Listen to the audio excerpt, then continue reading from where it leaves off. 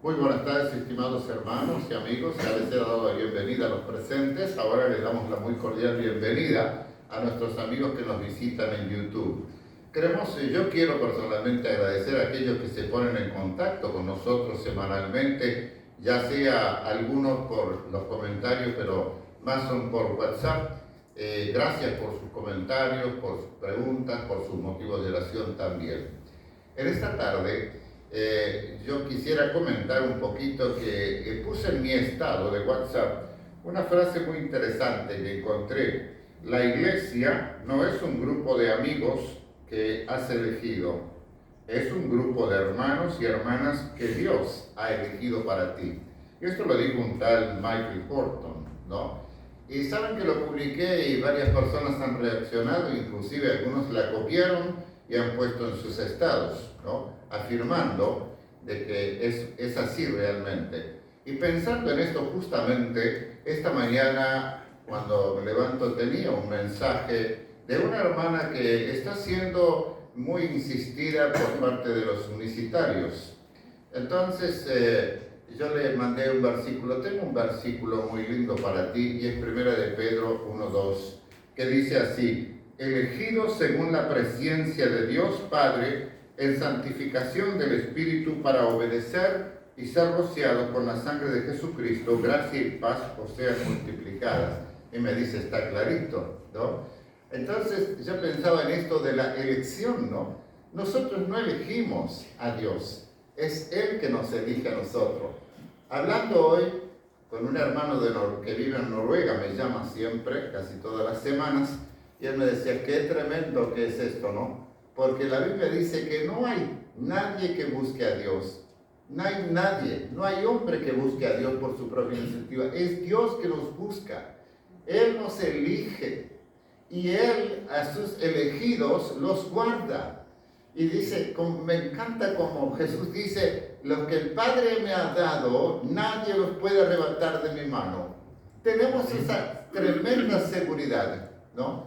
Pero eso que la gente anda buscando, y yo elijo dónde quiero estar, si yo tengo conocidos, si yo conozco a fulano, mengano, allá voy.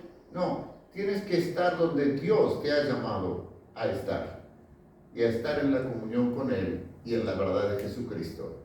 Hoy vamos a hablar, vamos a escuchar la palabra de Dios, la fe que nos une.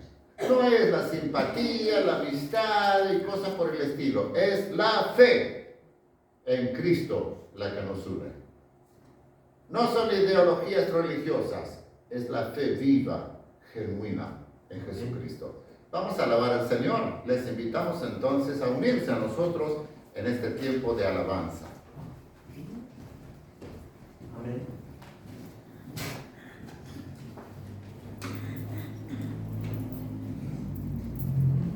Buenas tardecitas, hermanos, y bueno, vamos a estar, el que pueda ponerse de pie, comenzando con esta canción que se encuentra, es un salmo, se encuentra en el Salmo 34, a ver, ¿qué dice? Bendeciré a Jehová en todo tiempo. Ahí está, muy bien. Bendeciré a Jehová en todo tiempo.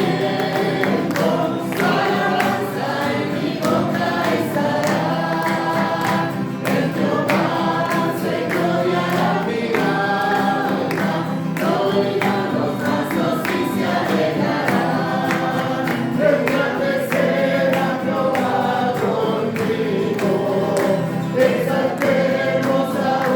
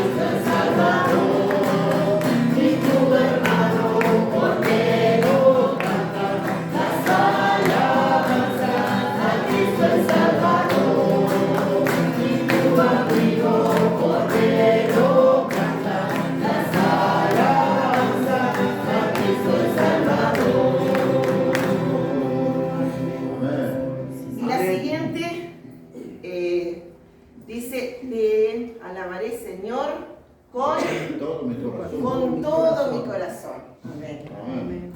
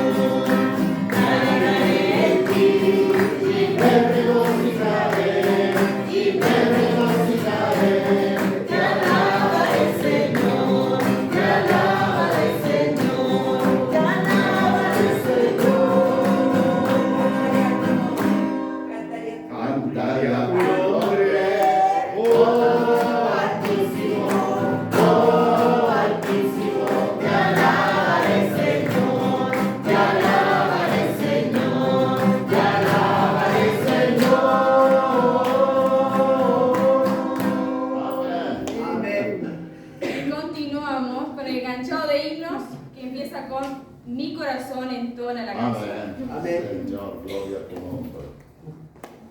Una pregunta. ¿Es grande el Señor? Amén. Sí. Inmensurable. Mi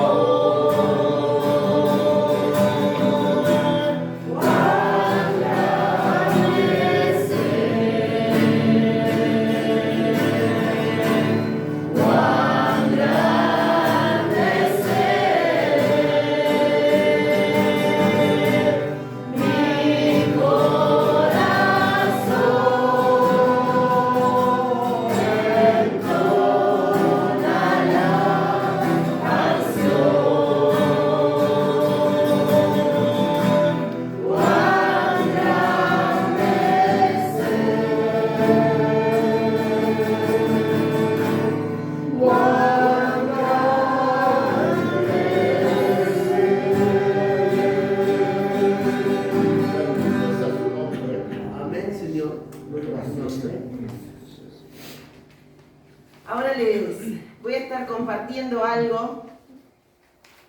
Se pueden tomar asiento. Es una pequeña lectura que tiene referencia a lo que vamos a estar cantando luego. Y dice así: en la Biblia, contemplar a Dios significa prestar atención plena y reverente a su presencia y sus obras, buscando una relación más profunda y significativa con Él. Se puede hacer meditando en el carácter divino, maravillándose con la creación, observando su obra en la vida de las personas y buscando activamente su hermosura y gloria en la oración y la adoración, como expresa el salmista en Salmos 27:4. Una cosa he demandado a Jehová, esta buscaré, que esté yo en la casa de Jehová todos los días de mi vida, para contemplar la hermosura de Jehová y para inquirir en su templo. Esta disciplina no solo se limita a momentos específicos, sino que busca llenarnos de su verdad, despertar afectos hacia Él y transformar nuestro ser a la imagen de Cristo. ¿Cómo contemplar a Dios según la Biblia? En la creación. Observar las maravillas de la creación de Dios es una forma de contemplar su grandeza y poder.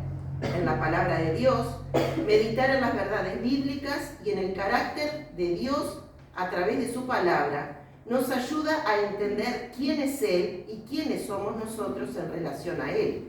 En la vida diaria, reconocer las obras que Dios ha hecho en nuestras vidas y a nuestro alrededor, agradeciendo su fidelidad y bondad, nos permite vivir en su presencia. En la oración y adoración, el Salmo 27:4 anhela habitar en la casa del Señor todos los días de mi vida para contemplar la hermosura del Señor, lo que indica un deseo profundo de estar en su presencia y disfrutar de su gloria. En el estudio de Jesucristo, contemplar a Jesús implica no solo entender quién es Él, sino también amar lo que Él ama, ver lo que Él ve y hablar lo que Él habla, lo que nos lleva a parecernos más a Él. Beneficios de la contemplación. Acercamiento a Dios. Llena nuestra mente con la verdad de la palabra de Dios, atesora su presencia en nuestros corazones y despierta nuestros afectos hacia Él. Crecimiento espiritual. Conduce a una relación más profunda y significativa con Él y puede generar un deseo genuino por honrarlo y vivir para Él. Transformación interior. Anhela ser transformados a la imagen de Cristo, valorando más la obra de Él y encontrando esperanza y consuelo en medio de cualquier circunstancia. Espero que les haya sido de bendición y bueno, y vamos a estar cantando esta canción Contempla a Dios, que está hecha, escrita en base a versículos bíblicos, ¿no? Y como dice, ¿quién formó las olas al hablar? ¿Quién contó la arena en el mar? Reyes, pueblos tiemblan a su voz. La creación le rinde adoración. ¿Y quién es ese? Es Dios. Es a Él al que debemos adorarle, es a Él al que, como dice, contempla a Dios en su trono estar, venid y adorarle. Amén. Gloria a Dios.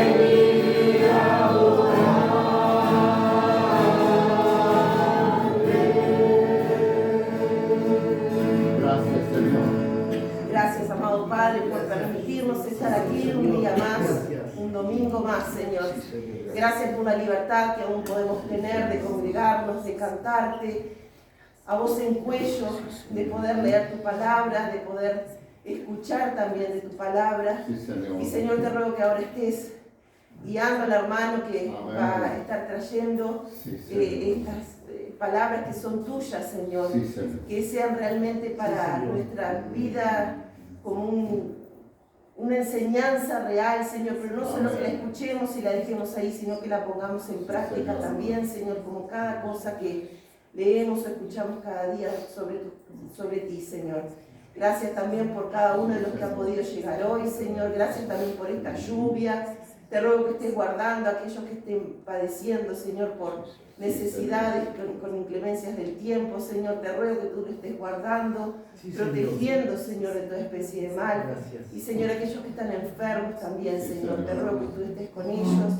Y aquellos que, como se estuvo orando anteriormente, aquellos que han padecido pérdidas, Señor, en sus familias, que tú los estés consolando, pero por sobre todas las cosas estén escuchando de ti, Señor, estén queriendo saber de ti también. Padre, gracias por todo lo que nos das cada día. Gracias, Señor. Gracias. Perdona todas nuestras faltas y pecados en el nombre de Jesús. Amén. Amén.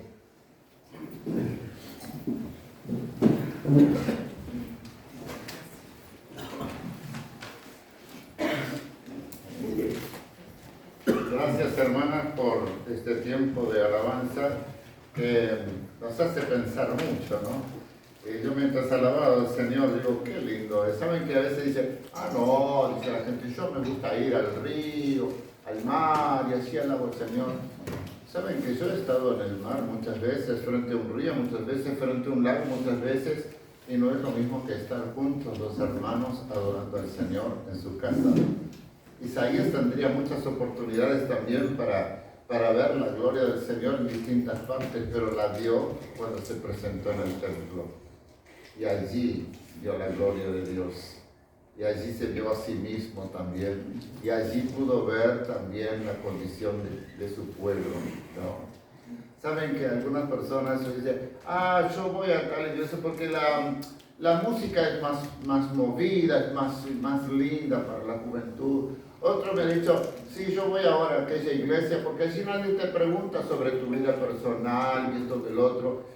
Pero nunca a lo largo de mi vida alguien me ha dicho, me voy a otra iglesia para escuchar la palabra de Dios.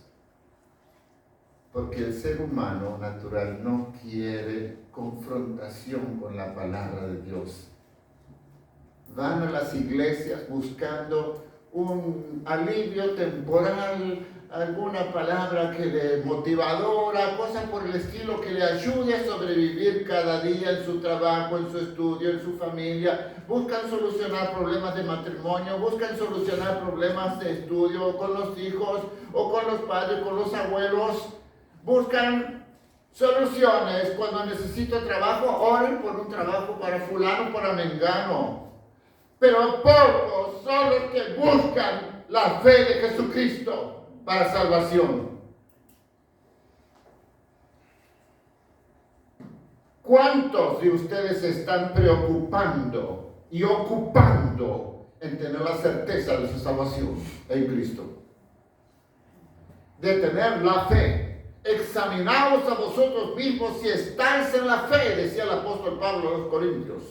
Porque mucha gente en la iglesia religiosa, mucha gente jactándose en sus dones y esto y activismo, pero la fe es lo que importa.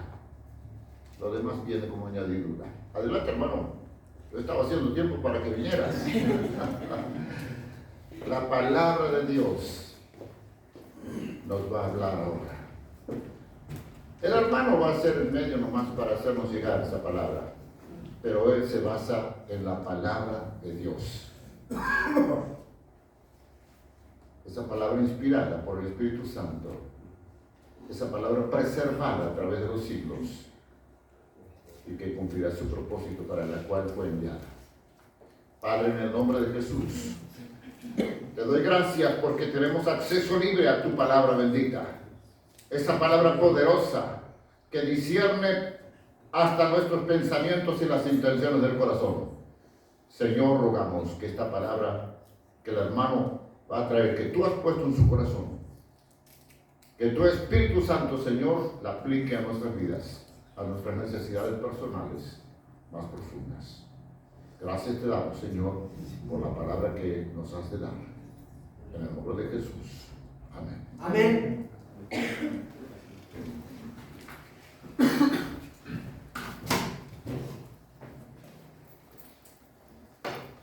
Bien. Bueno, buenas tardes, hermano. ¿Cómo están? No saludé a nadie porque llegué un poquito tarde, unos minutos. Ya estaba todo ordenado para comenzar. Bueno, hermanos, hoy vamos a estar hablando de la fe. Ya les voy diciendo el tema, ¿no? Nosotros venimos avanzando en la carta a los Efesios y yo me he detenido en el capítulo 4, en el verso 4 y 5, que habla acerca de 7 realidades espirituales que hacen a la unidad de la iglesia, ¿no? O que están vinculadas con la unidad de la iglesia. Entonces he ido una a una y no puedo pasar, ¿no? Porque trato una sí y otra no. Entonces voy a tratar, Dios mediante, las 7, ¿no? Voy por la número 5, que es la fe. Así que vamos a estar hablando de la fe. Esta fe, en ese pasaje en particular, está en el contexto de la unidad de la iglesia y del crecimiento de la iglesia. Pero nosotros hoy la vamos a abordar en un aspecto lo más genérico posible, o sea, que no habla la Escritura acerca de la fe, o sea, ¿qué es la fe? Si hay más de un tipo de fe, o los conceptos de fe que maneja la Escritura, ¿no? Así que bueno, vamos a ir despacito, por las piedras, como dicen. Como siempre digo, tenganme paciencia. Acá estuve escribiendo, así que estaba complicado con la impresora, no quería imprimir hasta lo último. Y bueno, pero ahí salió. Pero antes siempre me gusta por lo menos dar un repaso rapidito de la carta, ¿no? Para ir entrando en un contexto, de que no quede todo como caer en paracaídas, que dicen a veces, ¿no? Sino por lo menos hacer un repasito bien rápido de lo que venimos dando, ¿no? Pero vamos a estar ahí, en la carta a los Efesios. Ya están todos allí, ¿no?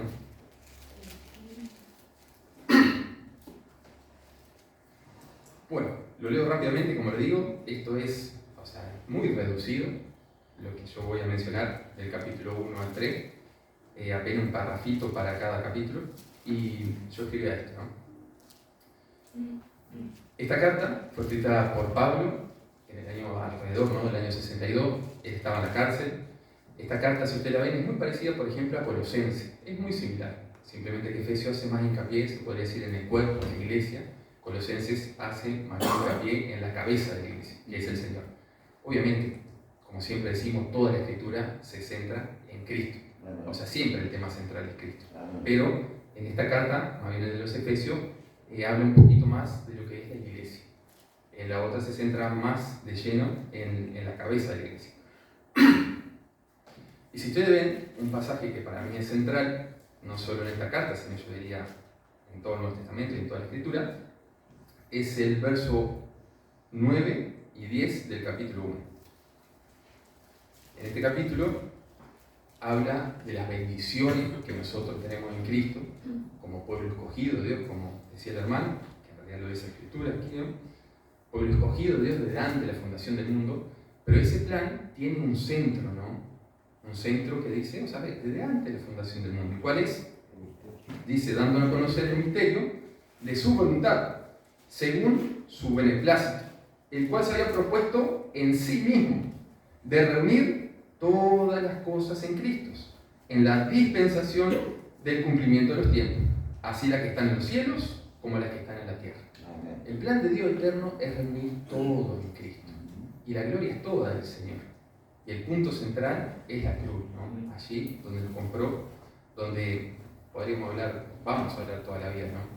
Pero ahí donde se junta la justicia de Dios, el amor de Dios, la misericordia de Dios, es el punto central de la historia y de todo el plan de Dios. Después en el capítulo 2, Pablo menciona cómo los efesios habían sido salvados. Ese capítulo 1 termina dando gracias a Dios y pidiéndole a Dios que los hermanos de Éfeso pudieran entender esa gran verdad, de todas las bendiciones que nosotros tenemos en Cristo, que Cristo ya las consiguió. No es algo que nosotros podamos agregar, no. Cristo ya consiguió todas las bendiciones y Pablo oraba para que los hermanos pudieran entender esa gran verdad, de que ya somos más que vencedores, también lo dice en Romanos, ¿no? Por medio de Cristo. Nosotros no hay nada que podamos agregarle a la obra de Cristo. En el capítulo 2, Pablo menciona cómo los efesios habían sido salvados, cómo ese plan eterno los alcanzó. Los efesios, al igual que todo creyente, ¿no? En un momento estaban muertos en sus delitos y pecados. Así estamos nosotros también, antes de creer, siguiendo la corriente de este mundo, dominados por Satanás y camino a la perdición eterna, debajo de la ira de Dios. Pero ahí hay un pero, que se encuentra en el verso 4, dice, pero Dios, que es rico en misericordia, por su gran amor con que nos amó, aun estando nosotros muertos en nuestros delitos y pecados, nos dio vida con Cristo. Por gracia sois salvos, por medio de la fe. Y esto no es de vosotros, pues es don de Dios, no por obras para que nadie se gloríe. Ese es el resumen del capítulo 2, ¿no? A partir del verso 11, Pablo, ese misterio que también mencionó rápidamente en el verso 9 del capítulo 1, lo desarrolla más a fondo, del capítulo 2, verso 11, hasta el capítulo 3, verso 13. Ahí, lo que habla siempre ahí es importante ver el contexto histórico en el que Pablo escribe, y el contexto histórico del Nuevo Testamento. Allí, en ese momento histórico, estaba cambiando ese paradigma. Dios había escogido el pueblo de Israel, del cual vendría el Mesías, había preservado esa tribu de Judá, el sur. Y cuando viene Cristo, el cumplimiento de la profecía, cambia ese paradigma. ¿Qué paradigma?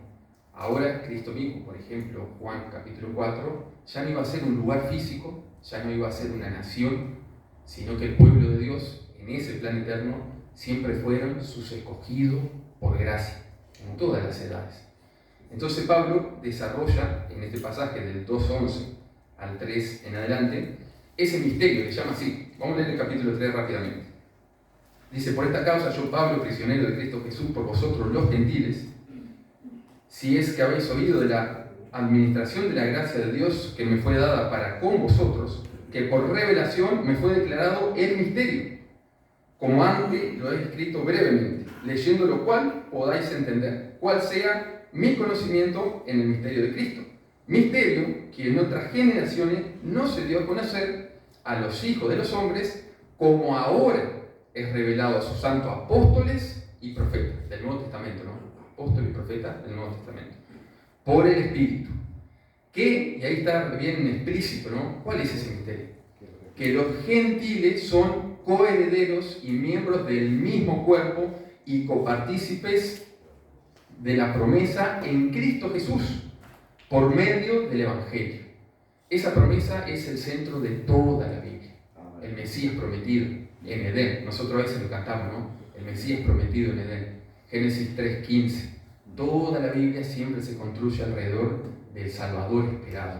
Todo. Él es el centro. Y lo dice también Apocalipsis. Es el espíritu de toda profecía. Cristo es el centro. Si nosotros sacamos a Cristo del centro, queda todo vacío. Si ponemos cualquier otra doctrina, enseñanza, que no sea Cristo en el centro de la Escritura, ya queda vacío y no nos va a cerrar la Escritura. Toda la Escritura nos habla de Él. Y ese misterio, desde siempre dice, ¿no? O sea, que en otras generaciones no se dio a conocer, como ahora se dio a conocer. Entonces, en este tiempo histórico, era un momento bien particular, ¿no? Bien particular. Decir esta verdad que está diciendo Pablo, como vemos en el libro de Hechos, a él le costó la vida.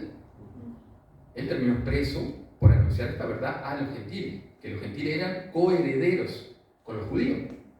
O sea, un pueblo.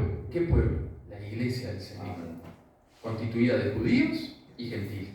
Y Pablo le costó la vida. Él en Hechos capítulo 21 es apresado por los judíos, lo estaban matando. Ahí es cuando Roma lo agarra, lo lleva a juicio, él apela a César y él termina en Roma. Ahí es cuando escribe esta carta a los Efesios, ¿no? Después, terminando el capítulo 3, lo que está hablando Pablo o pide en oración es que ellos sean capaces de entender este misterio, pero entender también ese amor de Dios, que es una paradoja, porque dice, yo quiero que ustedes entiendan el amor de Dios, que es inentendible, ¿no? Yo quiero que entiendan algo que es inentendible. Pero claro, así es con Dios. Dios es infinito, nosotros somos finitos.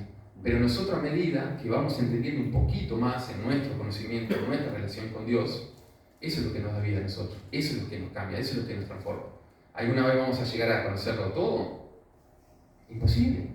Es como siempre decimos, ¿no? Querer meter el mar, el océano, en un baldecito, en un agujerito. O sea, es imposible, ¿no? Y ahí es cuando nosotros venimos entrando a nuestro pasaje. El capítulo 4 comienza hablando de la parte práctica de esta carta.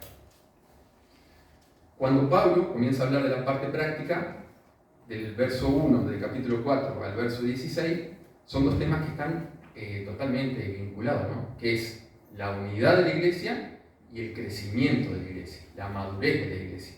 Este pasaje nos habla de esos dos asuntos, esos dos temas, ¿no? Que están sumamente vinculados. Nosotros ahora estamos en el primer punto, en la unidad de la iglesia. Dentro de la unidad de la iglesia, lo que habíamos dicho es que es sumamente importante. Miren, vamos a leerlo rápidamente. Yo pues preso en el Señor, dice Pablo, os ruego que andéis como es digno de la vocación con que fuisteis llamados, con toda humildad y mansedumbre, soportándoos con paciencia los unos a los otros en amor, solícitos, o sea, esfuércense, estén prontos para guardar la unidad de la iglesia, ¿no? Solícitos en guardar la unidad del Espíritu, en el vínculo de la paz.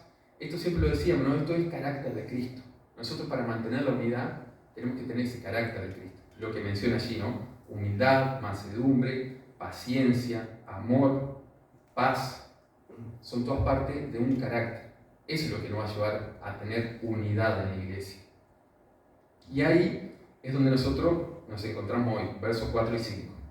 Miren, como que de la nada dice, un cuerpo y un espíritu, como fuiste también llamados, en una misma esperanza de vuestra vocación, un Señor, y ahora estamos en una fe. En una fe. Entonces, para hablar de fe, dentro de este contexto, ¿no? O sea, la fe que hace la unidad de la iglesia, la fe que compartimos todos nosotros, la fe que comparte el verdadero creyente. Vamos a estar hablando de eso, ¿no? Y bueno, yo la dividí en 4 puntos, ahora que vamos a hablar de fe.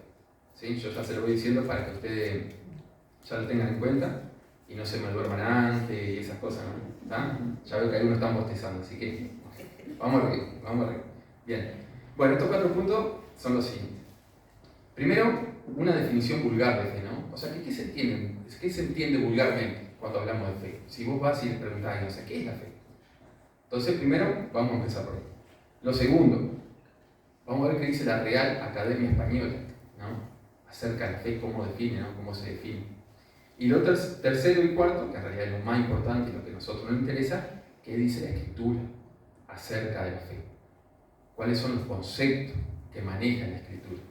Yo voy a tratar 3 conceptos, que eso va a ser como la parte que me va a llevar más tiempo y más importante, más importante. Y lo cuarto es cómo nosotros podemos aplicar esa verdad, tanto en la vida personal de nosotros y como iglesia. Así que aquí es donde comenzamos. Una definición vulgar de la fe. ¿Qué se entiende por fe? Si le preguntamos a ellos, ¿qué es la fe? Yo escribía lo siguiente, no pensando. Vulgarmente, cuando hablamos de fe, usamos el término de diferentes formas. Algunos dicen que fe es creer en alguien o en algo, o creer que algo va a pasar. Esta sería la definición más simple, ¿no? Que escuchamos habitualmente. También escuchamos frases como: yo tengo fe que hoy ganamos 3-0. No sé si lo han escuchado, ¿no? En el partido de fútbol, o sea, así, no, yo tengo fe que hoy ganamos 3-0. ¿No lo han escuchado? ¿No? ¿Sí? O que hoy ganamos, hoy tengo fe que...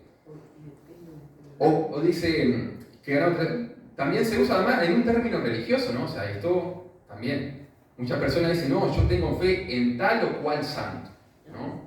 Yo tengo fe en tal santo, dice. ¿Lo han escuchado o no? O solo yo no lo escuchan, ¿sí? Bien. Entonces, en última instancia, lo que tienen en común estas diferentes Lo interesante de eso es que a veces si uno se pone como a investigar, te va rumbeando a lo que dice la verdadera fe. Miren, en última instancia, lo que tienen en común estas diferentes menciones populares de fe es que todos depositan su confianza en alguien. Pónganle el nombre que quieran, ¿no? Virgen, santo, club de fútbol, ciencia, etc. O en algo, algunos en energía, algo abstracto, metafísica, universo. Algunos creen en universos paralelos, otros creen en reencarnación, etcétera, etcétera. Pero todos ponen esa confianza en alguien.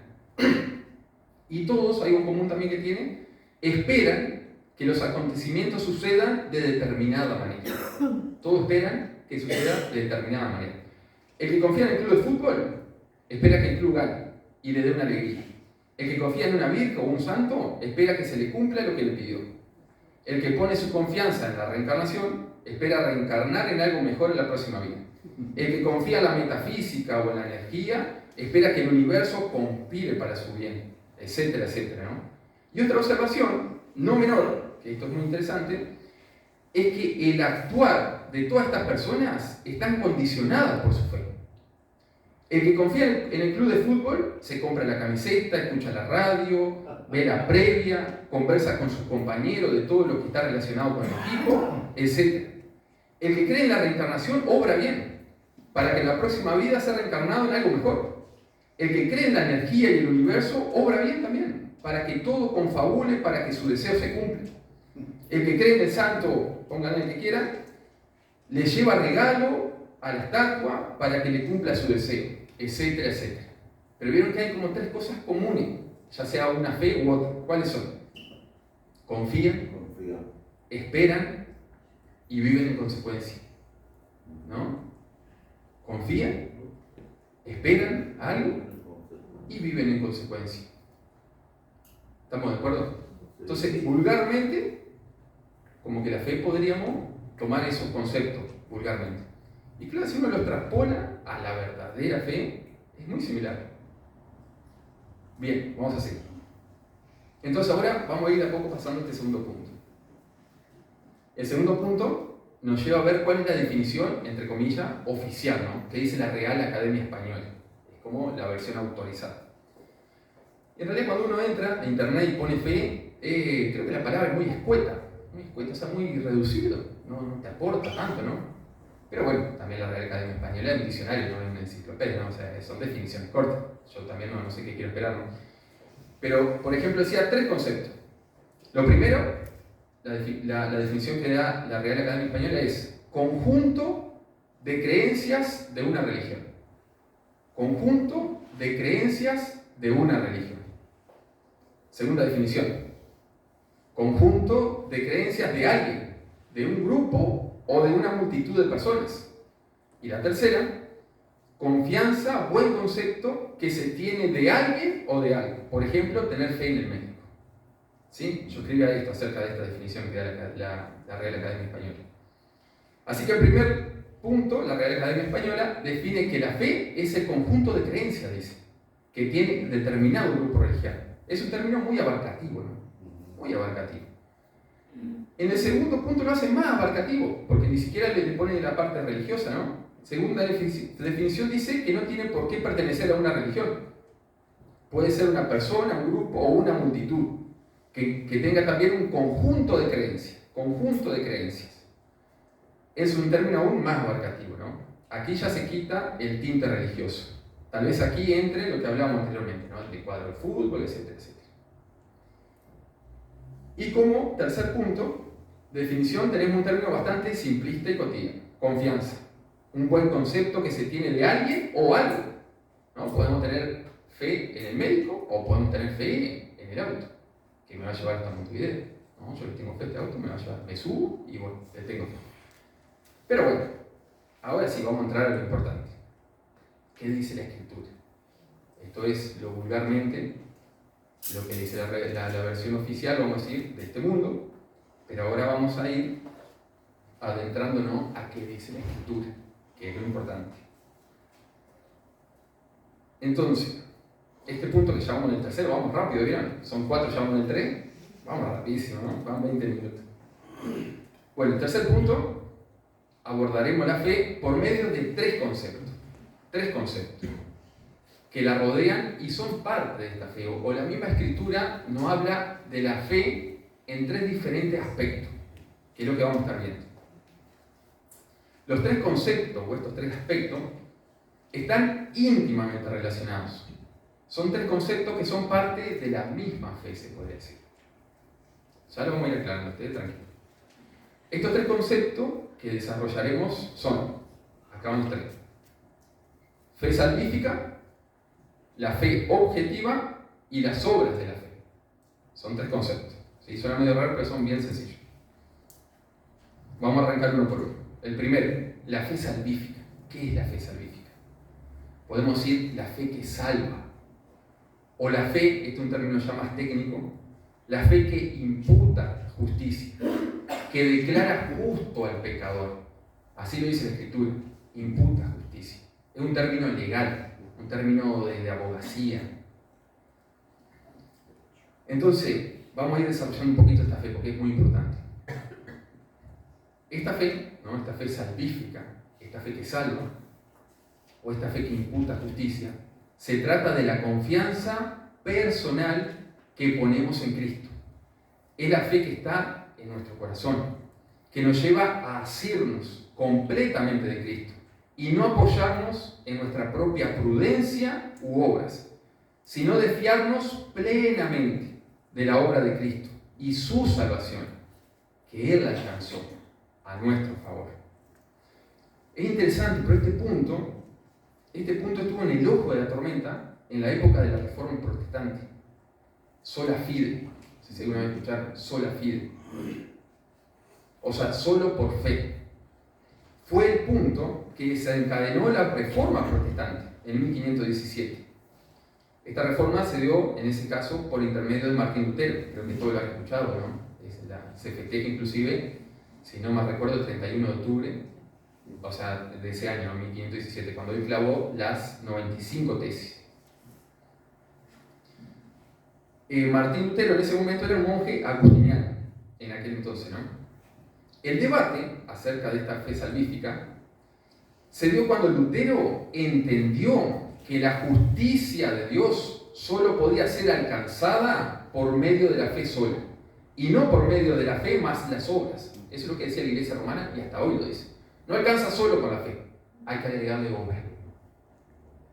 Entonces cuando él, leyendo la Escritura, y ahora lo vamos a desarrollar, él se dio cuenta que no era así, que era solamente por la fe que uno es justificado delante de Dios. La justicia de Dios no se puede alcanzar por méritos personales de ningún tipo, no por cumplir penitencias o autoflagelarse, no por saberse de memoria la Biblia entera, no por tener una religión intachable o un conocimiento enciclopédico, ¿no? Sino que la salvación se trataba de ser declarado justo delante de Dios. La salvación se trata de ser declarado justo delante de Dios. Yo por mi obra nunca voy a poder ser declarado justo delante de Dios. ¿Por qué? Hay una ley que me condena. ¿Cuál es esa ley? Es la ley de Dios. Y esa ley, inclusive el Señor Jesucristo, la explicó de tal modo que lo deja más que claro. El Señor decía, porque ¿qué pasa? Él se cruzaba con los fariseos y los fariseos cumplían lo exterior, no solo lo que se veía, ¿no? Entonces ellos no fornicaban, no robaban, pero el Señor la llevó un paso más allá y dijo, vos no estás infringiendo la ley solo por no cometer el acto físico, sino que vos ya estás pecando, ya estás infringiendo la ley con tu pensamiento. Dice, si hay codicia una mujer en su corazón, ya fornicó con ella. Si vos a tu hermano lo llamás fatuo, o sea, ya lo estás matando en tu corazón. Entonces la ley de Dios, ¿quién podrá presentarse justo delante de esa ley? ¿Y qué pasa? Justo este ejemplo, ¿no?, de Martín Lutero, él había entendido eso. Y él dice que llegaba a un nivel de autoflagelarse, que era, dice, terminaba tirado, lleno de sangre. Dice a un punto, ¿viste? Que, claro, porque él entendía la justicia de Dios. Lo que no había entendido era la gracia, la fe. había entendido la justicia. Dice también otro ejemplo, ¿no? Dice que pasaba horas y horas y horas confesándose para que todos los pecados fueran de alguna manera perdonados. Y dice que salía 3 o 4 pasos y se acordaba de uno que no había confesado. Entonces ahí ya quedaba de vuelta bajo esa justa ira de Dios, ¿no? Bajo el juicio de Dios. Entonces la iglesia romana dice eso, es fe más obra. Pero la verdad bíblica dice no, la justicia de Dios solo se puede alcanzar por la fe solamente, no la fe y algo más, la fe solamente. Entonces no es un camino progresivo, ¿no? No es algo que yo lo voy a alcanzar a la salvación, a la justificación, no. Entonces cuando Lutero, yo por poner el ejemplo de Lutero, pero es cualquier creyente que conoce esta verdad. Cuando Lutero descubrió esa verdad, fue una gran liberación para él. O sea, fue una gran paz para él. Y sin duda, o sea, esta paz lo es para cualquiera que llegue a entenderlo. Porque, ¿qué pasa? Eres declarado legalmente justo por medio de la fe. No tienes que acumular obras para alcanzar la justicia de Dios. ¿De qué se trata? Se trata de asirte, apropiarte, aferrarte a la persona y obra de Cristo. Y es allí en donde tus pecados son imputados a Cristo. Y la justicia de Cristo es imputada a nosotros. Algunos lo llaman el glorioso intercambio. Por ejemplo, 1 Pedro 3:18 dice, el justo por los injustos, para llevarnos a Dios. ¿Entienden? Él sí consiguió justicia. Él vivió una vida intachable, perfecta, santa. Él sí. Esa justicia que Él logró en el momento de que yo creo verdaderamente con fe salvífica y confío toda mi vida a Él, me arrepiento de mis pecados, esa justicia me es imputada a mí. Esa justicia, por decir de una manera vulgar, pasa a ser mía. Y mi pecado fue pagado, cargado en la cruz. La deuda ya está saldada. Entonces, cuando Martín Lutero y cualquier creyente que entiende esta verdad, es una gran liberación. Es una gran liberación. O sea, es tremendo, tremendo, tremendo. Para que ustedes vean, confirmen y afirmen esto que estoy diciendo, ¿no? Porque como que no mencionamos mucho pasaje bíblico, ¿no? Pero vamos a ir a la Biblia. Para que ustedes vean, confirmen y afirmen esto que estamos hablando, hay una carta del Nuevo Testamento en la cual el tema central es la justificación por la fe. Esta carta es la carta de los Romanos. El tema central de la carta de los Romanos es la justificación por la fe. Esta carta desarrolla pero profundamente este tema. Obviamente, hoy no vamos a profundizar mucho en ella, pero vamos a ver un pasaje que es central en esa carta, así que acompáñenme a Romanos 3.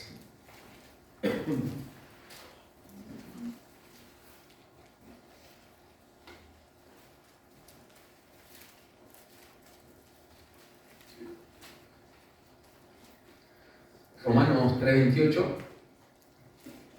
podría ser el resumen, la conclusión, dice ese mismo pasaje, ¿no? Romanos 3:28 dice, concluimos, pues, que el hombre es justificado por fe, sin las obras de la ley. Entonces, a la luz de este versículo, se conoce cómo es justificado el hombre por la fe, sin las obras de la ley. Pero bueno, para que no piensen que nos estamos inventando algo, que estamos sacando un texto fuera de contexto, leamos el pasaje completo, rápidamente, y van a ver que no queda pero ninguna duda de esto, ¿no? Vamos a comenzar Romanos 3, del verso 9, y vamos a ir hasta el 31 hasta que termine, ¿sí? Lo leo rápidamente. Pero miren qué claro queda esta verdad. Somos justificados solamente por la fe, sin las obras de la ley. Dice así. Lo estaba mencionando Germán, ¿no? Cuando él compartía. Dice, ¿qué pues? ¿Somos nosotros mejores que ellos? en ninguna manera. Pues ya hemos acusado a judíos y a gentiles, que todos están bajo pecado. Como está escrito, no hay justo, ni aún uno. No hay quien entienda, no hay quien busque a Dios. Todos se desviaron, a una se hicieron inútiles. No hay quien haga lo bueno, no hay ni siquiera uno. Sepulcro abierto su garganta, con su lengua engaña. Veneno de áspides hay debajo de sus labios. Su boca está llena de maldición y de amargura. Sus pies se apresuran para derramar sangre. Quebranto y desventura hay en sus caminos. Y no conocieron camino de paz. No hay temor de Dios delante de sus ojos. Pero sabemos que todo lo que la ley dice, lo dice a los que están bajo la ley, para que toda boca se cierre y todo el mundo quede bajo el juicio de Dios. Ya que, miren lo que dice acá, ya que por las obras de la ley ningún ser humano será justificado delante de él. Porque por medio de la ley, ¿qué es? El conocimiento del pecado. Un punto muy importante. ¿A qué te lleva la ley de Dios? A verte pecador. A que vos conozcas que cómo vos sos, cómo vivís tu vida, es pecado. Es pecado. Vuelvo a repetir el verso 20. Ya que por las obras de la ley, por lo visto, este verso las religiones no lo leen, no sé qué pasa. Porque todas las religiones, a excepción del cristianismo, todas tenés que hacer algo para salvarte. Y hasta mismo dentro del cristianismo, tenés que hacer algo para salvarte. Y este texto, lo vuelvo a repetir, ya que por las obras de la ley ningún ser humano será justificado delante de él, porque por medio de la ley es el conocimiento del pecado. Pero ahora, aparte de la ley, se ha manifestado la justicia de Dios, testificada por la ley y por los profetas. La justicia de Dios por medio de la fe en Jesucristo, para todos los que creen en Él. Porque no hay diferencia, por cuanto todos pecaron y están destituidos de la gloria de Dios, siendo justificados gratuitamente por su gracia, mediante la redención que es en Cristo Jesús, a quien Dios puso como propiciación por medio de la fe en su sangre, para manifestar su justicia, a causa de haber pasado por alto en su paciencia los pecados pasados, con la mira a manifestar en este tiempo su justicia, a fin de que Él sea el justo y el que justifica al que es de la fe de Jesús. ¿Dónde pues está la jactancia? Queda excluida. ¿Por cuál ley? ¿Por la de las obras? No, sino por la ley de la fe. Y acá es la conclusión. Concluimos, pues, que el hombre es justificado por fe, sin las obras de la ley. ¿Es solamente Dios de los judíos? ¿No es también Dios de los gentiles? Ciertamente, también de los gentiles. Porque Dios es uno, y Él justificará por la fe a los de la circuncisión y por medio de la fe a los de la incircuncisión. Luego, por la fe invalidamos la ley, en ninguna manera, sino que confirmamos la ley. Está clarito, ¿no? Tanto judíos como gentiles, lo último que decía, solamente hay una sola entrada a la justificación. Es por medio de la fe. No hay otro camino, no hay linaje. Y lo que después va a desarrollar, Pablo en esa carta, si ustedes ven cómo continúa el capítulo 4, dice el ejemplo de Abraham. Y ahí dice, ¿cuándo fue justificado Abraham? ¿Cuando estaba circunciso o incircunciso? Dice incircunciso. Y ahí la Escritura dice, ya no está hablando de que iba a ser padre de los gentiles también. Entonces, ¿cómo alguien es justificado? Solamente por la fe. Esto es muy importante. Es como el centro del Evangelio. ¿Cómo alguien es salvo? ¿Cómo alguien es justificado delante de Dios? Solamente por la fe. Y esta carta, como les digo, el tema central es ese, ¿no? Justificación por la fe. Hay varios otros pasajes. Otro pasaje, que solo lo menciono, porque este pasaje también tuvo un gran impacto en la historia de la Reforma protestante. Fue Romanos 1:17. Si quiere acompañamiento, ahí al lado. Empezamos del verso 16. Dice, porque no me avergüenzo del Evangelio, porque es poder de Dios para salvación a todo aquel que cree, al judío primeramente y también al griego. Porque en el Evangelio la justicia de Dios se revela por fe y para fe, como está escrito, mas el justo por las obras vivirá. No, por la fe. Por la fe vivirá. El justo por la fe vivirá. Y otro pasaje precioso de esa carta, que si ustedes, yo le invito a que lo lean y lo lean y lo vuelvan a leer y lo relean, hasta que realmente puedan comprender, es Romanos 5, 1. Es precioso pasaje. Y si uno puede entender un poquito de eso, te da una paz tremenda. Y dice así, leemos el 1 y el 2. Dice, justificados pues por la fe, tenemos paz para con Dios. ¿Por medio de quién? De nuestro Señor. Ahí está completo. Precioso pasaje. Justificado pues por la fe, tenemos paz para con Dios, por medio de nuestro Señor Jesucristo, por quien también tenemos entradas por la fe a esta gracia, en la cual estamos firmes y nos gloriamos en la esperanza de la gloria de Dios. Yo le invito a que lean y relean, pero es precioso entenderlo. Tenemos paz para con Dios. Antes estamos enemistados con Dios. Estamos bajo el juicio de Dios, bajo el justo juicio de Dios, dice la Escritura. Pero ahora tenemos paz por medio de la fe. O sea, gracias a la obra, al sacrificio, a la persona de nuestro Señor Jesucristo. Y bueno, hermano, la verdad que hay tanto otro pasaje referente a este tema de la fe salvífica, esta fe que salva, esta fe de poner la confianza en Cristo y ser justificado. O sea, toda la Escritura nos habla. Porque si ustedes inclusive ven el Antiguo Testamento, toda persona siempre se salvó, se justificó delante de Dios creyendo en Cristo. Como siempre decimos, ¿cómo se salvaban los del Antiguo Testamento?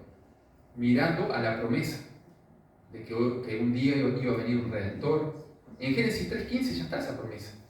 La promesa era de que iba a venir uno descendiente de la mujer, o sea que iba a nacer de la mujer, y que iba a aplastar la cabeza a Satanás, iba a revertir toda esa caída que fue catastrófica, ¿no? En Génesis 3. Toda la Escritura siempre estuvieron esperando al Mesías, al Salvador. Entonces toda persona de la humanidad que se salva por fe en Jesucristo, en la promesa. Antes de la cruz lo miraban hacia un futuro. Nosotros hoy lo miramos como ya cumplido, una obra cumplida. Porque el Señor dijo en la cruz, consumado es.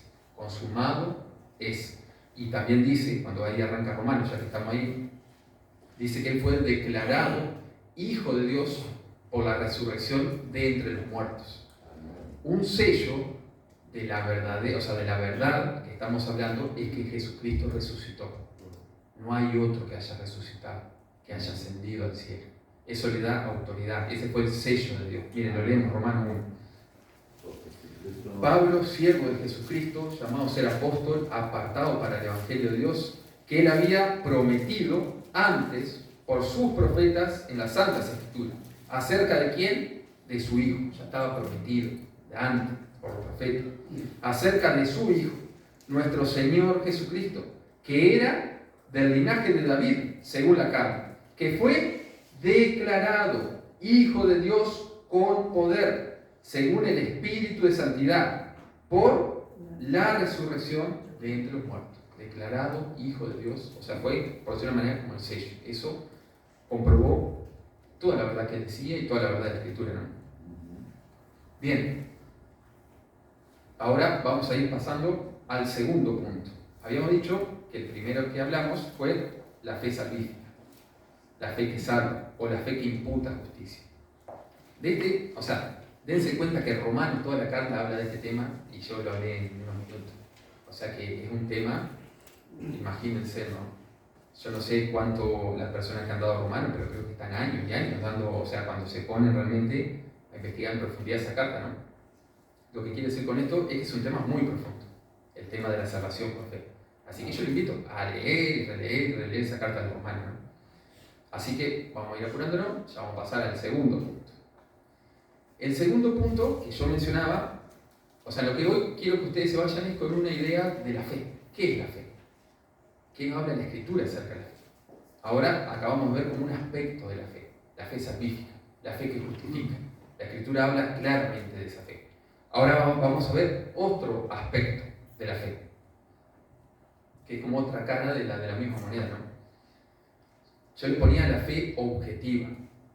¿A qué me estoy refiriendo? El grupo de creencias, la doctrina que profesamos y defendemos. Como lo menciona Judas, este concepto sale de la carta de Judas, entre otros, ¿no? Judas dice, la fe una vez dada a los santos. O sea, una fe, un grupo de doctrina, de enseñanza que fue confiada, que fue dada una vez a los santos. Que en nuestro caso es la Escritura. Son las enseñanzas dadas aquí.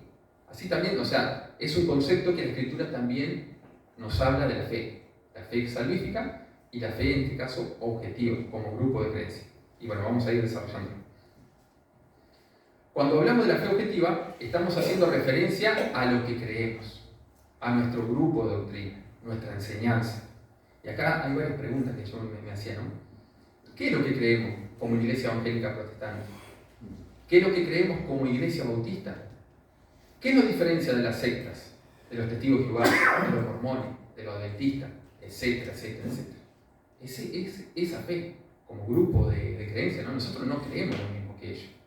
Ellos son sectas. Y ahora lo vamos a desarrollar. Este es un término, esta fe objetiva, es un término, un concepto que está íntimamente relacionado con el primero, con la fe salvífica.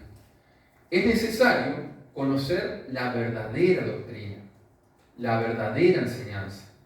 En fin, es necesario conocer la verdad. ¿Para qué? Para ser libre, nos decía el Señor, y poder ir a Cristo, al verdadero Cristo, no al que otro se hace. Como por ejemplo el testigo de Jehová dice que Cristo no es divino, es un ser creado. Se pierde. Y ser salvo es la manera, conoceréis la verdad y la verdad los hará libres. De lo contrario, si nosotros no tenemos una fe verdadera en este sentido de conocer la verdadera enseñanza, de lo contrario nos perderemos en la mentira. Y recuerden, como dice el libro de Proverbios, hay caminos que al hombre le parecen rectos, pero su fin es camino de muerte, camino de perdición. Como también he dicho, ¿no? Yo lo he escuchado varias veces. El infierno está empedrado de buenas intenciones, se dice, ¿no? Y yo también le podría agregar ahí, y bonitas mentiras que parecían verdaderas, ¿no? Porque lo que hoy están creyendo, la doctrina de los testigos de Jehová, se van al infierno. Así, sencillo, suena crudo, suena verdadero, es la verdad. Entonces, este concepto de fe objetiva, este concepto de grupo de enseñanza, de sana doctrina, está muy entretejido en todo el Nuevo Testamento. Porque ¿qué pasa? Carta tras carta fue escrita para hacer hincapié en una parte de la doctrina o de la enseñanza. O sea, de la verdad revelada de Dios. Cada carta nos habla algo acerca de este grupo de doctrina, de la verdad como tal. Por eso, querido hermano, es de suma importancia conocer lo que nosotros creemos. Es muy importante. Lo que nos distingue. En fin, debemos buscar la verdad que nos hace libres, escudriñar las Escrituras, porque ellas son las que dan testimonio del Señor Jesús. Debemos perseguir, buscar una sana doctrina, combatir con las falsas enseñanzas que buscan desviar a la iglesia del Señor, que son diabólicas, ¿no? Debemos ser, había un término muy interesante que se usaba antiguamente, decían una iglesia reformada siempre reformada. ¿Qué quiere decir esto? Es un término que acuñaban en la antigüedad, ¿no? Y tenía el significado de que la iglesia, como cuerpo de creyente, nunca debe de dejar de buscar la renovación y el perfeccionamiento continuo basado en las Escrituras. ¿Qué quiere decir? O sea, con palabras vulgares. No hay iglesia perfecta. No hay iglesia perfecta. O sea, si usted el día de mañana se van por H o por B, que no me gusta, o sea, me voy a otra iglesia, o sea, a la iglesia que te vaya, no va a ser perfecta. No hay iglesia perfecta. Pero por eso es importante este concepto de que nosotros siempre tenemos que ir buscando que la iglesia sea lo más bíblica posible.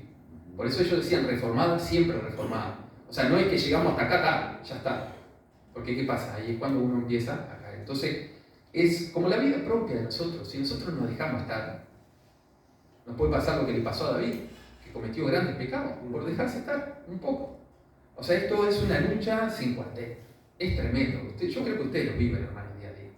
Es tremenda la lucha que nosotros tenemos con nuestra propia carne, con el mundo, con el enemigo. Es una lucha día a día y no hay tregua. Nosotros solamente vamos a descansar cuando partamos de este mundo. Pero mientras tanto, hay que estar en guardia. Velad y orad. Velad y orad. Para que no entréis en tentación, le decía también el Señor a los discípulos, ¿no? Y también le dice Pedro, ¿no? Porque el diablo dice anda como león rugiente, buscando a quien devorar. Entonces, dicho de una manera más sencilla, no nos regalemos, espiritualmente hablando. O sea, tenemos que estar siempre en guardia. Y acá también lo dice Pablo, el que cree estar firme, cuide que no caiga. O sea, no podemos confiarnos. Acá el único santo, el único perfecto es el Señor. Todos nosotros somos obras que no somos acabadas. Nosotros en cualquier momento el que cree estar firme, cuide que no caiga. Si vos te crees que está, no, yo ya estoy superado. No, ya estoy superado. No es así. Es en cualquier momento, podés caer si te la crees en ese sentido, ¿no? Entonces, tenemos que buscar, ¿no? Tenemos que buscar día a día.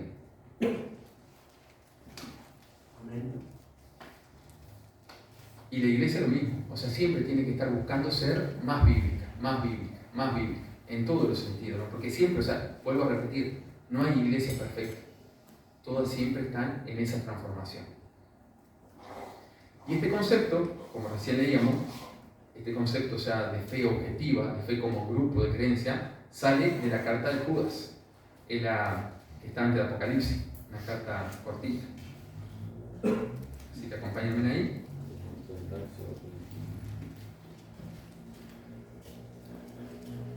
Judas. Y esta verdad se encuentra en el verso 3, pero vamos a leer desde el 1. Dice, bueno, lo espero, vamos a un poquito de agua.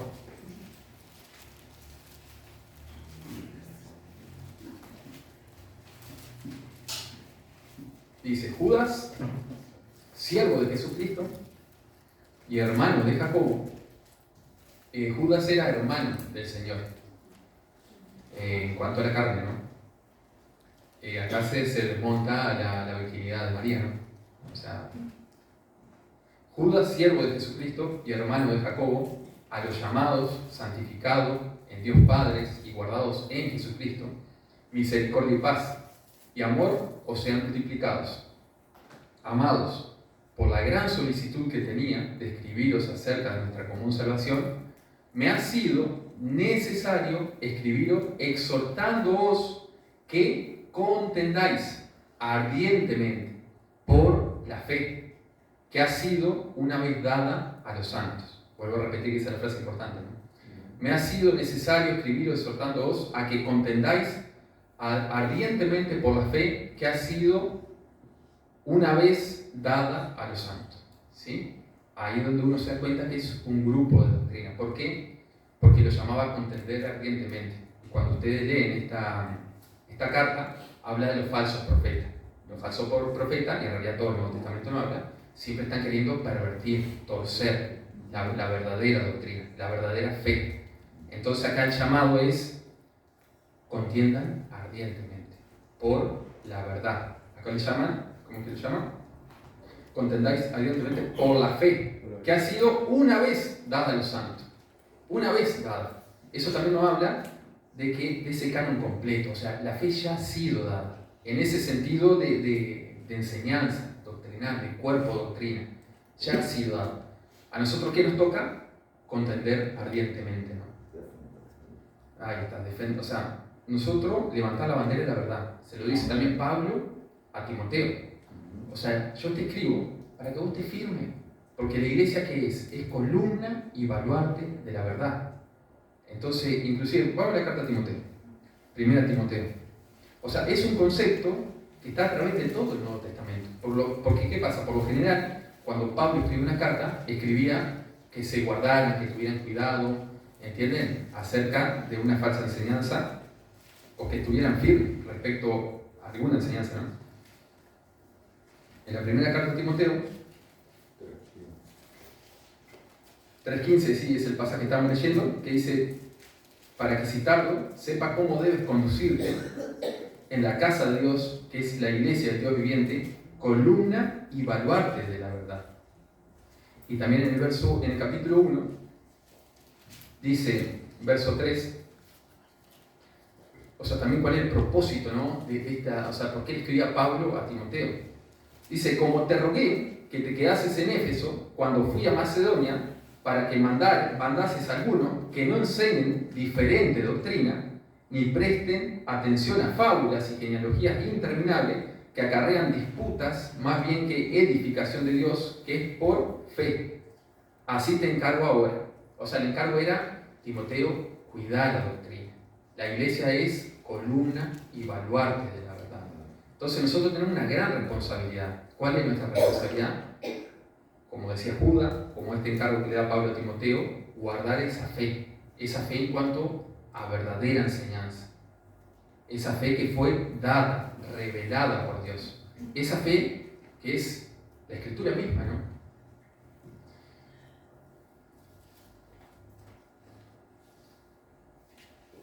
Bien, pero ¿qué pasa? Acá viene una buena pregunta. Ahora la pregunta que nos surge con respecto a esta fe, ¿no? O sea, ¿cuál es la fe? ¿Qué doctrina son las que profesamos y debemos defender? ¿Qué es lo que nosotros creemos en cuanto a cuerpo de doctrinas? Son muy buenas preguntas, ¿eh? Por lo menos a mi entender. Bueno, para contestar esta pregunta nos llevaría mucho tiempo, ¿no? Porque si nosotros nos pusiéramos a hablar, que en realidad siempre lo vamos haciendo, ¿no?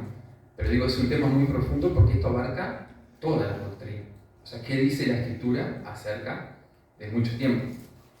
De muchos temas, muchas doctrinas.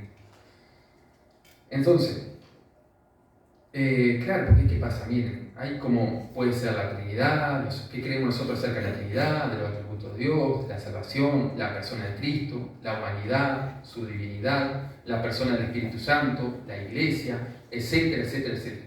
Porque ¿qué pasa? Si nosotros no estamos bien fundamentados en esa enseñanza, pasa lo que pasa con las sectas. ¿Entienden? Si nosotros no creemos que Jesucristo es igual a Dios, o sea, en cuanto a divinidad, o sea, hay una falsa enseñanza que dice que Él fue creado. ¿Entienden? Entonces nosotros es sumamente necesario concentrarnos y aprender acerca de todas estas doctrinas. Y bueno, con respecto a esto, o sea, ¿por qué pasa? Podríamos pasar hablando días, semanas, años, o sea, hay muchos años, ¿no? Entonces, con respecto a esto, o sea, de cuál es la verdadera doctrina, cuál es la verdadera enseñanza con respecto a estos temas, por ejemplo, ¿no? Con respecto a Cristo, a la salvación, a la Trinidad, al Espíritu Santo, a la Iglesia, etcétera, etcétera, yo ponía lo siguiente. Con respecto a esto, solo me gustaría decir lo siguiente, y que a modo personal ha sido mucha bendición en mi vida, ¿no? Nosotros, como Iglesia del Señor, no nacimos ayer. Tenemos un legado muy grande sobre nuestra espalda. Tenemos hermanos que a través de los siglos contendieron ardientemente por la fe una vez dada a los santos.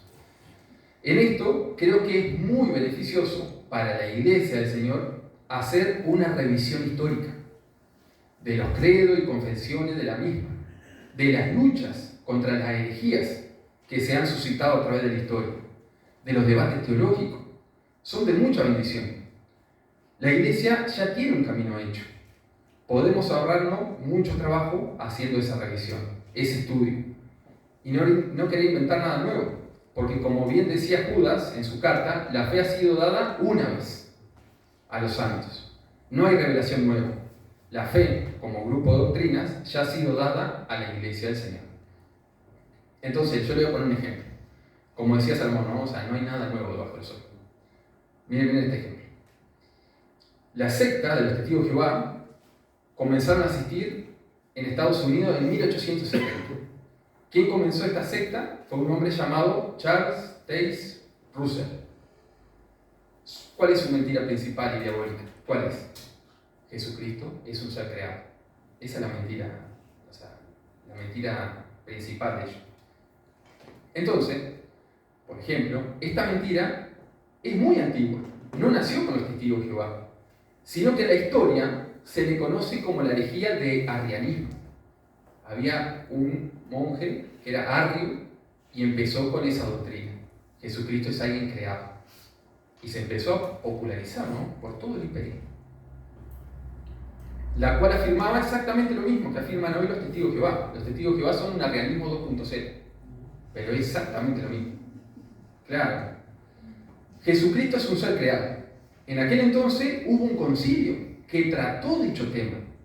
Y hoy nosotros tenemos escrito un resumen de lo que se debatió allí. Lo que entendía y defendía la Iglesia Ortodoxa respecto a la persona de Cristo, que contrarresta claramente y de una manera muy clara esta mentira diabólica, ¿no?, arriana, que profesan los testigos de Jehová, que Jesucristo es un ser creado. Este concilio, que trató la deidad de Cristo, se conoce con el nombre de Concilio de Nicea y se celebró en el año 325 después de Cristo. Hermano, esto es solo un ejemplo, ¿no?, o sea, de esa mentira particular. Yo lo que le quiero decir con esto es que nosotros tenemos un lindo legado detrás nuestro, o sea, de muy sana doctrina, Entonces hay muchos otros documentos históricos de la Iglesia histórica de Cristo, con una enseñanza muy buena y profunda respecto a las doctrinas bíblicas, una base muy sólida, de la cual nos podemos valer para rechazar de planos esta herejía. Porque ¿qué pasa? La herejía, no hay nada nuevo bajo el sol. O sea, son herejías que a veces son como recicladas, se podría decir, ¿no? Ese ejemplo, nomás, los testigos de Jehová, era una mentira de allá del cuarto siglo, del tercer siglo. Y ahora, en 1870, vuelve a surgir, ¿no? Entonces, es una buena pregunta decirse, o sea, ¿qué ha creído la Iglesia a través de la historia? O sea, ¿cuáles son las luchas, contra qué herejía estuvo luchando la Iglesia del Señor a través de la historia, ¿no? O sea, es un buen punto de partida a veces para tener como ese cuerpo de doctrina. O sea, ¿qué cree la Iglesia con respecto a el Espíritu Santo? ¿Qué cree la Iglesia con respecto a la Trinidad? ¿Qué debate histórico ha habido? Entonces, es algo muy sano. Conocer la historia es algo muy sano. Creo que el lema de la historia es, yo no me acuerdo exactamente, pero es, o sea, hay que conocer la historia para no caer en los mismos errores, ¿no? Podemos tomar muchas veces esa enseñanza de la historia y traerla a la gloria. Y a los testigos de Jehová los sacamos carpiendo, ¿no? En 2 minutos ya lo tenemos pronto, ¿no? Así, claro, pues miren, o sea, esta mentira no es de ahora, es de siempre. Y acá están todos los documentos, y sobre todo está, obviamente, bueno, ahora voy a traer. La última autoridad era la Escritura, ¿no? Así que, hermanos, bueno, para mí personalmente, le pongo, o sea, esto estoy hablando de mí, tomarlo con pinza. Para mí personalmente, al hallar la Confesión de Fe de Londres de 1689, una confesión bautista, reformada, para mí fue precioso, digo la verdad. O sea, hallar ese grupo de doctrina, o sea, cómo ellos habían sistematizado y cómo entendían la Escritura. Para mí, o sea, a mí realmente fue como hallar oro puro, ¿no? Ver la Biblia a la luz de los pactos, y bueno, etcétera, etcétera, ¿no? Pero le pongo un ejemplo de un documento histórico que en mi vida particular fue de mucha bendición. Y como eso yo sé que hay mucho más. Digo que hay historia linda de la Iglesia. Así que, hermanos, vuelvo a repetir, tenemos un gran legado sobre nuestras espaldas. Cientos y miles de hermanos en la historia que se ocuparon en el estudio de la palabra de Dios y contendieron ardientemente por la fe una vez dada a los santos. Esto quedó documentado en credos, concilios y confesiones de fe. Solo quiero hacer una aclaración y salvedad importante respecto a esto. Los credos, concilios y confesiones de fe no son infalibles. ¿Sí? Vamos a poner las cosas en su lugar. No son infalibles. Fueron hermanos que se esforzaron grandemente por buscar la verdad de Dios, por sintetizar las verdades expresadas en la Biblia, que con celo santo combatieron las herejías.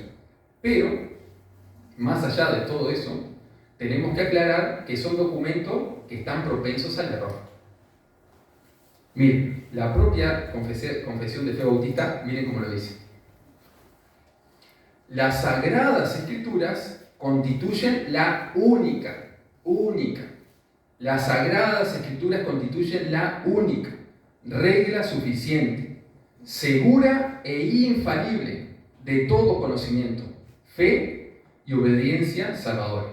Porque ¿qué pasa? Si no vamos a terminar como los romanos, ¿no? Los romanos está la autoridad del Papa a la misma altura que la Escritura, ¿no? Entonces nosotros sí le hacemos mucho hincapié a esto de la confesión, no sé qué, podemos caer en ese mismo error, ¿no? Si no, mira, la confesión dice tal cosa, no, en su lugar. La que es infalible es la Escritura. Estos son documentos que son muy beneficiosos para eso, para contrarrestar herejía, etcétera, etcétera. Y preciosos, realmente son preciosos. Pero tenemos que entender eso. La única, como dice en ese primer capítulo, las Sagradas Escrituras constituyen la única regla suficiente, segura e infalible de todo conocimiento, fe y obediencia salvadores. Así que, hermanos, tenemos un camino por delante de esfuerzo, perseverancia, para poder conocer la fe que nos ha sido dada por el Señor en su palabra. Pero gracias a Dios tenemos mucha ayuda y material hoy en día. Pero sobre todo, busquemos la guía del Espíritu Santo para que nos guíe a toda verdad.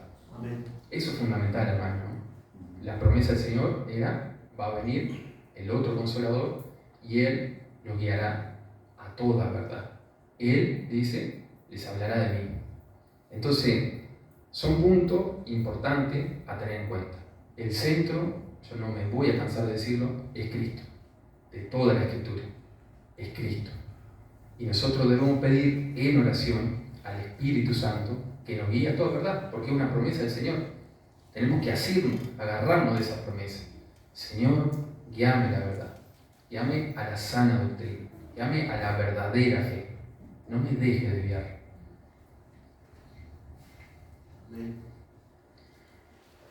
Y bueno, ya estamos en 1 hora.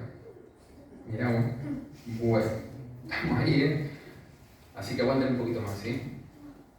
Ya voy a dar este último punto y después cerramos rápido. A modo de introducción a este tercer punto, quiero mencionar, claro, el tiempo pasado, ¿no? Y así que bueno, voy a tratar de ser más breve. Ahora estamos en el tercer punto. Nosotros estamos hablando de cómo la Biblia, y sobre todo creo que el Nuevo Testamento, donde más se expresa, se define la fe, estamos hablando que hay una fe salvífica, hay una fe como grupo de doctrina, y también se habla de la obra de la fe, que es como, de alguna manera, lo aborda Santiago en su carta. Así que yo le ponía las obras de la fe, las obras consecuentes de la fe, las obras que producen la verdadera fe. Este tercer aspecto de la fe es importante, pero se da como consecuencia de los dos anteriores, de la fe salvífica y de la fe objetiva. Dios regenera el corazón, nos lleva a creer, a confiar en Jesucristo, creer su verdad revelada en su palabra, la Biblia. Y ahí es cuando soy una nueva criatura. El Espíritu Santo mora en mí. Y como consecuencia andamos en novedad de vida. Es aquí donde entra este tercer aspecto, o concepto de la fe, estrechamente ligado a una fe viva. La Escritura nos habla de una fe viva, como lo menciona la carta de Santiago, a la cual ahora estaremos yendo, ¿no? La fe, cuando es una fe verdadera, que ha puesto su confianza y dependencia en el Señor y su palabra, es una fe que obra, es una fe que obra, una fe que tiene fruto, que actúa en consecuencia a la palabra de Dios. Santiago lo expresa de la siguiente manera. Ahí sí, vamos a Santiago.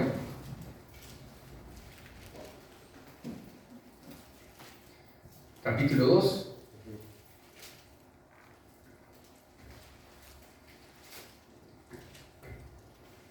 Del verso 14 al 26.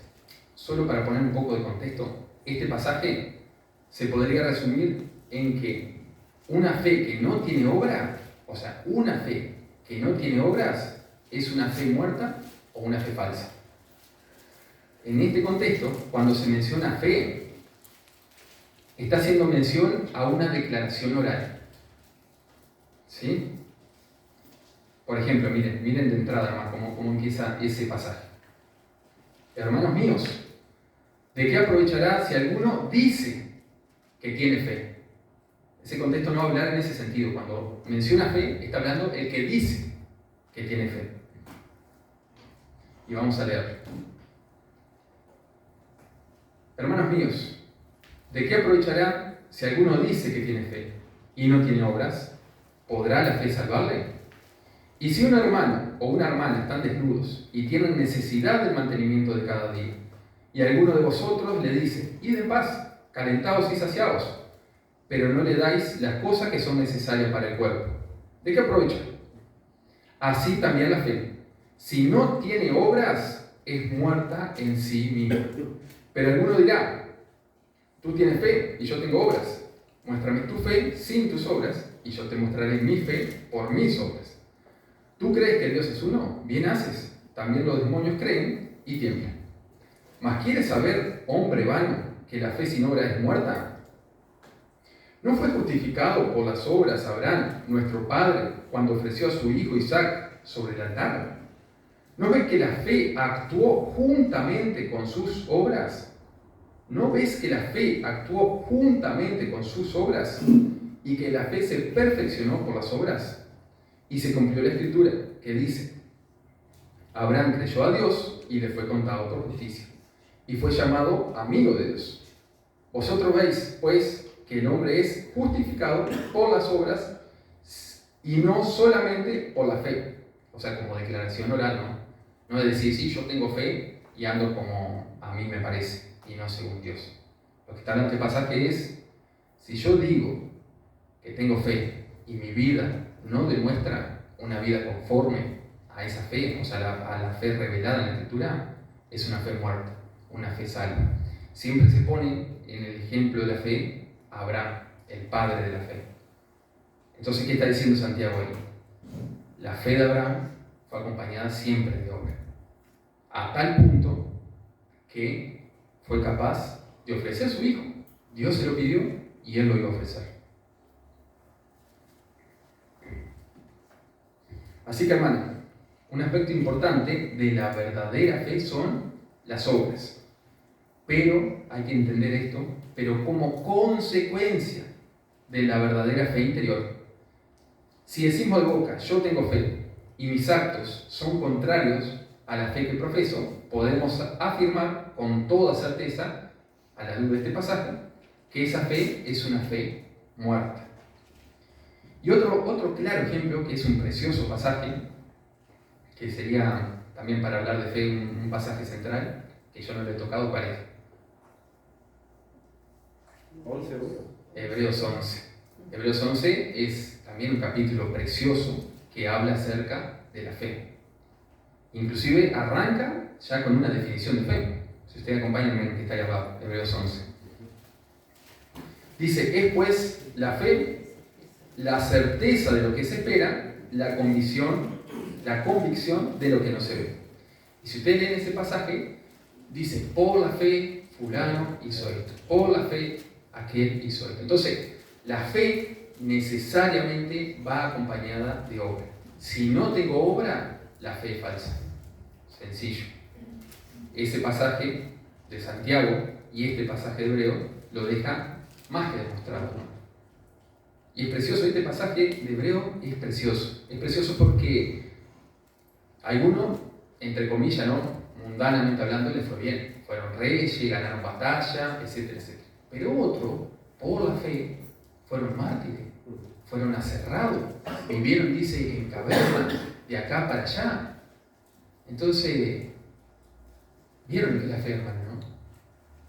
O sea, no sabemos ninguno de nosotros qué va a vivir, pero que podamos mantener esa fe en el Señor, sea lo que sea que nos toque vivir, ¿no?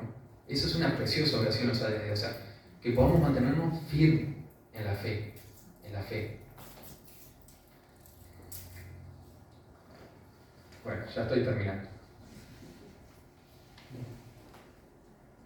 Podemos resumir, hermanos, en este tercer punto, que la verdadera fe en nuestro Señor Jesucristo y en su enseñanza, yo por eso decía, ¿no? Están todas ligadas en la fe que venimos dando. La fe salvífica, la fe como grupo de enseñanza, y ahora esta fe, o sea, la obra de la fe.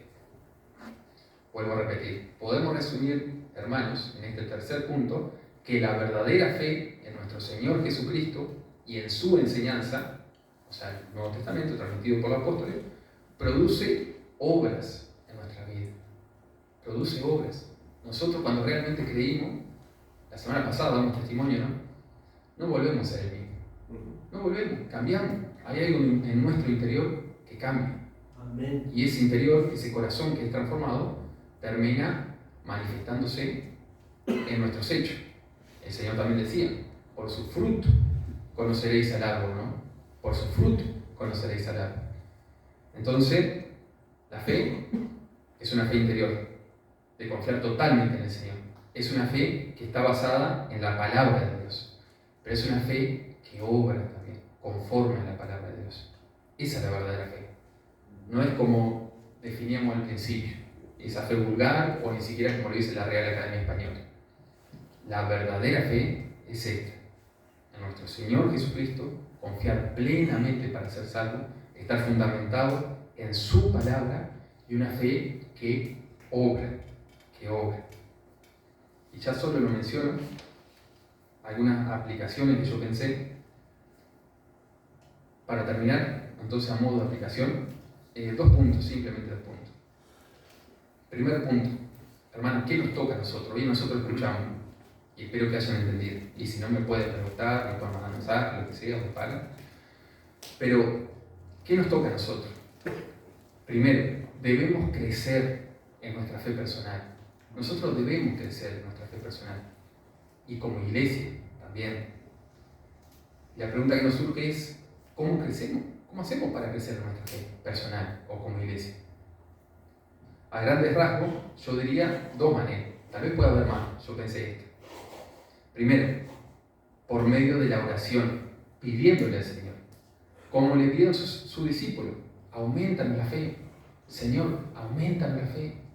Pedirle al Señor, porque siempre la vida cristiana es una dependencia de Dios. Yo la vida cristiana no la puedo vivir aparte de Dios, solo, como a mí me parece. Es un doblegar mi vida, mi voluntad. Y ahí es donde está lo difícil. No sé si ustedes pasan, pero cuando nosotros tenemos problemas en nuestra vida, es porque dejamos ser yo. Pero Pablo decía, ¿no? Con Cristo estoy juntamente crucificado. Y no vivo yo. Ahora, ¿quién vive? Cristo en mí. Cristo en mí. Entonces, la vida cristiana es una dependencia total de Dios. Y en el tema de la fe, tenemos que nosotros doblegarnos y pedir, Señor, aumentanos la fe. Aumentanos la fe. También hay otro pasaje que a mí siempre me llamó la atención, y es muy lindo. Es cuando el Señor baja de la transfiguración y no estaban pudiendo sacar un demonio. Que el padre del joven dice, creo, ayuda a mi incredulidad. Era como él decía, o sea, yo creo, Señor, pero no alcanza, ayuda a mi incredulidad. Son lindas oraciones para pedirle al Señor que Él aumente nuestra fe. Señor, yo creo en vos, pero aumenta mi fe, aumenta mi dependencia de vos. Otro punto. Este segundo punto, o sea, ¿cómo podemos hacer que la fe crezca en nosotros?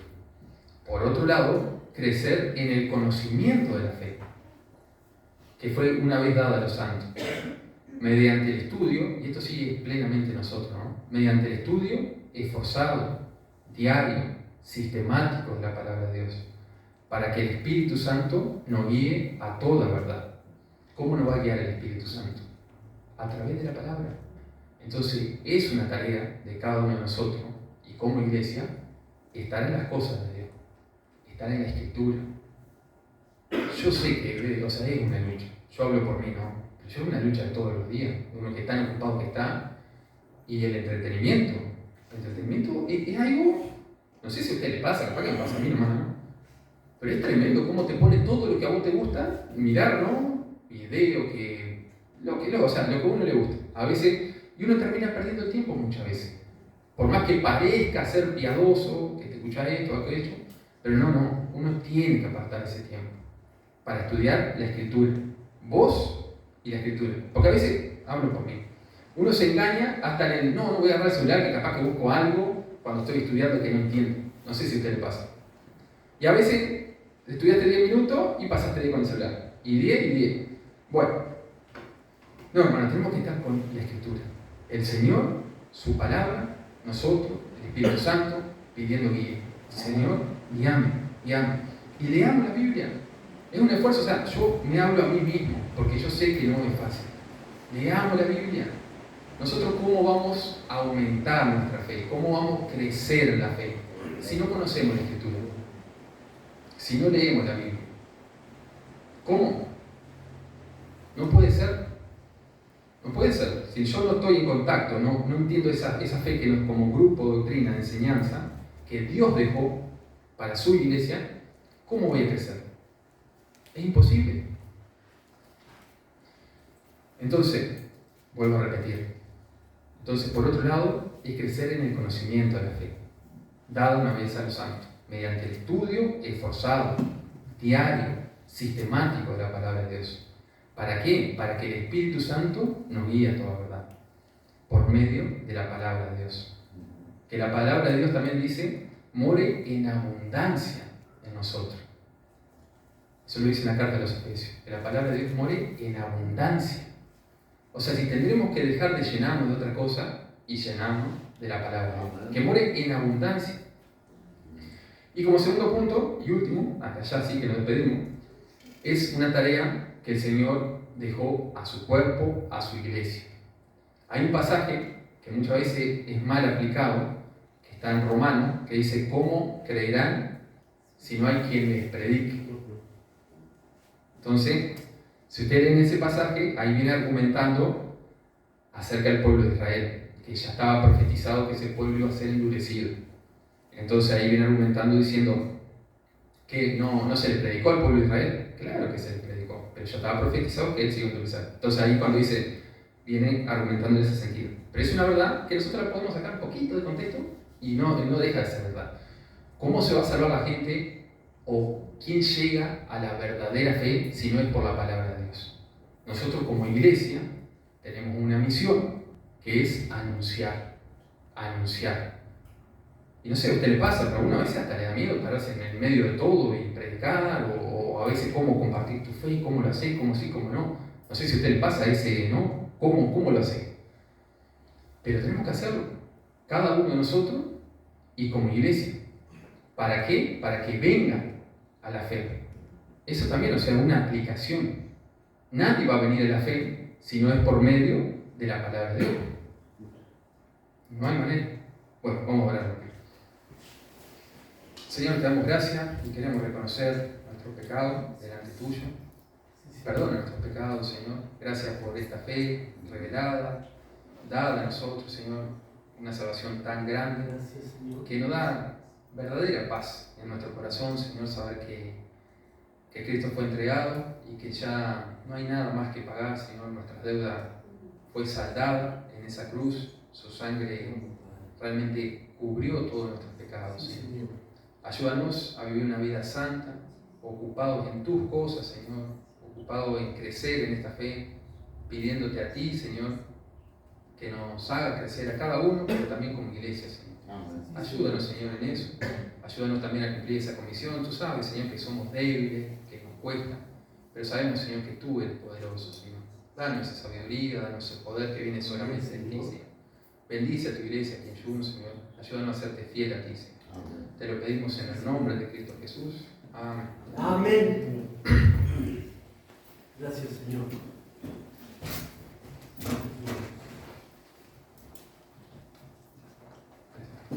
Gracias, hermano, por esta exposición y a todos nuestros amigos que nos miran por YouTube. Si llegaste hasta este punto, te felicito. Porque hoy vivimos una sociedad que quieren ser cristianos por arte de magia, vivir de magia en magia, que me pongan la mano, que me oren acá, que me oren allá, y quiero un cambio de vida. El verdadero cristiano está fundamentado en la palabra. Tienes que conocer la palabra, tienes que conocer la doctrina. Es trabajo, no es magia. Despedimos a nuestros amigos y nosotros continuamos con la terminación de este culto, así que les esperamos la próxima semana y agradecemos sus comentarios y les deseamos las más caras bendiciones del Señor. Amén.